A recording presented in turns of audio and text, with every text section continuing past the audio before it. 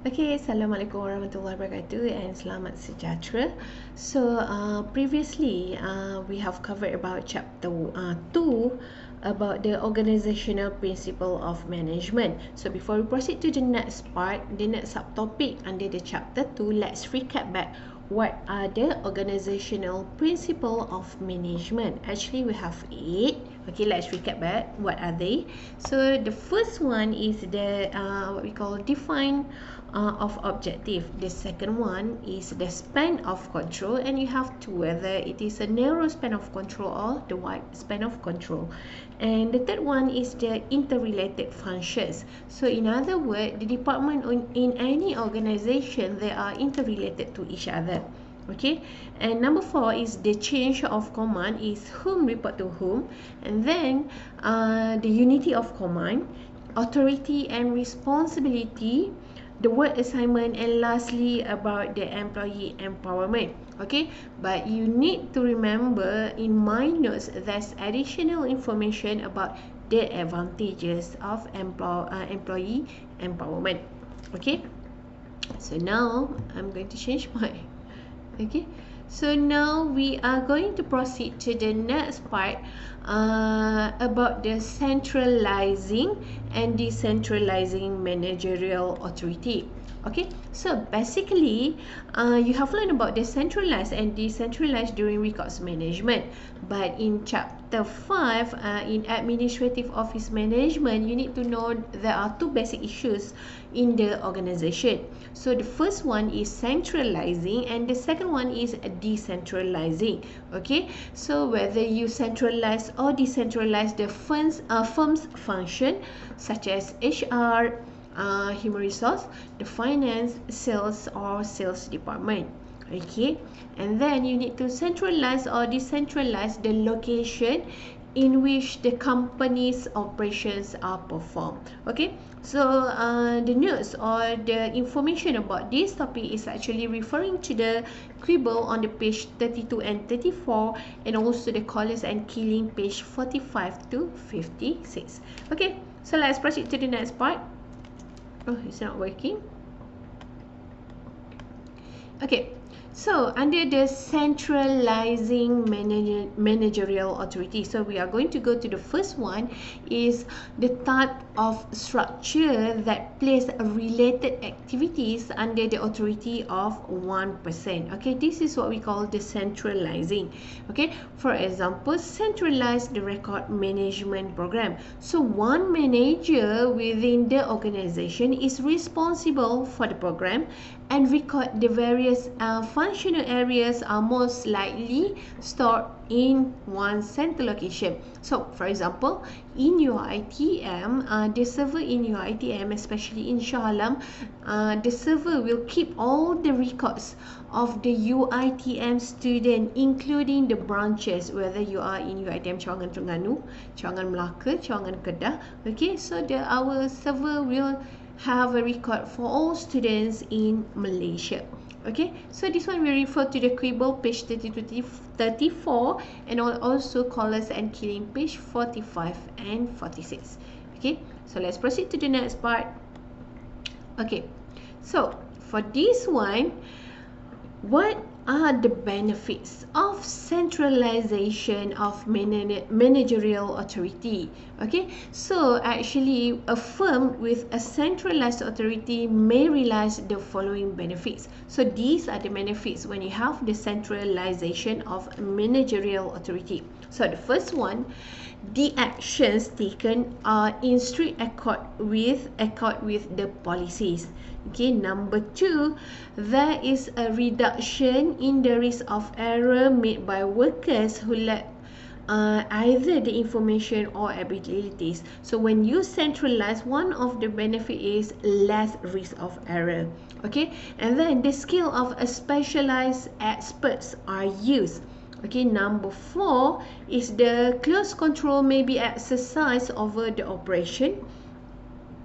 And next one is lessen the investment in machines and equipment when you have a centralized. Okay, and then you have a permits effective supervision when you have a centralized managerial authority. And last one is the balance the distribution of the workload when you have the centralized authority. So these are the benefits of a centralized authority. So next part is the continuity of the benefits of centralization of managerial authority. Okay, we have the work methods and procedures are carried out more uniformly when you have centralized authority, and then the duplication of effort and equipment occurs less frequently. Okay, and then duplicate of copies documents are not likely to be stored, okay, when you have the centralized. Okay, employee skills are better used because workers can be assigned to their areas of specialization, and then the word processes are standardized because you have the centralized authority. Okay, the next part is peak workloads can be handled efficiently because all employees in the unit can be assigned to help the peak work. Okay, and then absence of employees does not disrupt the performance of a task or job. Okay, and salaries are more equitable because management can easily determine which employees perform comparable jobs and therefore should receive comparable salaries. Okay, next, previously we have discussed the benefits of centralization. Okay, actually there are a lot advantages of centralized authority. So now let's take a look what are the disadvantages of centralization. So the first one is centrally locating an activity may result in more employee time being consumed in transporting work to and from the unit. Okay, time consumed. Okay, so the next part is widely dispersed centralized activities may not be equally accessible to all personnel. Okay, and the third part is the technical nature of some work cannot be efficiently accommodated in the centralized unit. Number 4 is the confidential status of material cannot always be maintained when they are processed through a centralized unit. Okay, and then the centralization does not always permit the assigning and completing of work according to its priority. So these are the disadvantages of the centralization. Okay, even though we can see that there's a lot advantages compared to the disadvantages of centralization authority in a firm. Okay, so the next part we are going to learn about what are the factors that determine the feasibility of decentralization. Okay, so there are 7 factors that determine the feasibility of centralization. The first one, when you want to choose the centralization, you need to take a look on the nature of your organization. The second one, the size of organization. Okay, the third one is the diversification of organization. Number 4 is the conformity to standardized processes. Number 5 is the quality of personnel. Number 6 is the distribution of operation. And lastly is the attitude of personnel. So we are going to proceed after this one by one in details. What are the factors that determine the feasibility of centralization? Okay, so the first one is the nature of organization. Okay, so in the nature of the organization, the greater the volume of office work and paper processing activities found in that organization, the more desirable the centralization of office activity becomes. So the organization that are not as paper intensive may find centralization less crucial or desirable. Okay, so this is the first factor. The second factor is the size of organization. So, an organization become larger, the need for centralized control over certain operation increases. So, the size of organization will determine the feasibility of centralization. The third one is the diversification of organization. So for this one, organizations are widely diversified in their products, the processes, and personnel often find centralization to be somewhat awkward. Okay, and then only a minimum number of office activities and perhaps even fewer other type of activities are likely to be centralized in widely diversified organization. Okay, so these are the three factors that determine the feasibility of organization. So we are going to proceed to the other factors. Okay, the number 4 is the conformity to standardized processes. So for this one, the standardized procedures tend to be used in the centralized activities.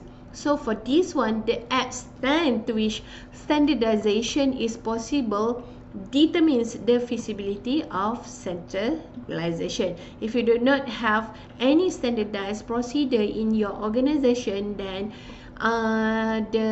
what we call decentralized is less required for your organization.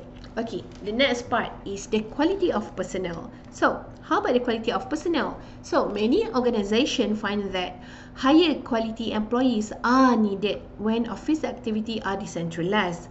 However, when the operations are centralized, so activities are usually overseen by a specialist who is able to direct the employees' activities more closely. Okay, so for this one, in decentralized operation, on the other hand, the unit or department manager may know little about specialized office activity.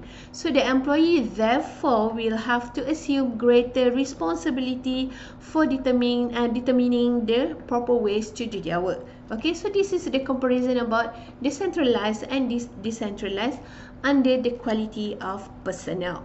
So the next part, the next factor is the distribution of operation. So when the operation of an organization are distributed over a wide geographical area, physical centralization may be less feasible. Okay, so in an organization, however, may be carried out different location. For example, organizations a computer network. Okay, so this is the distribution of operation. Okay, this one of the factors that determine the feasibility of the centralization. And the last one, okay, the attitude of personnel. So what is the relationship actually, the attitude of personnel to the factors that determine the feasibility of centralization? So regardless of the amount of time, effort and planning expended in the centralizing office activity, nothing likely will be gained as long as employee resist to change to centralization.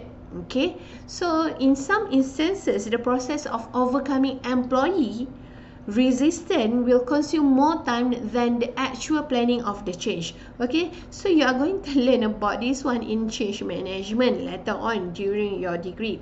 Okay, so for this one, unless the resistance can be overcome, centralization may not be possible. Okay, so attitude, the personnel is one of the factor to determine the feasibility of centralization, especially when you have the employee that reluctant to change. Okay, so the next part is the decentralizing managerial authority.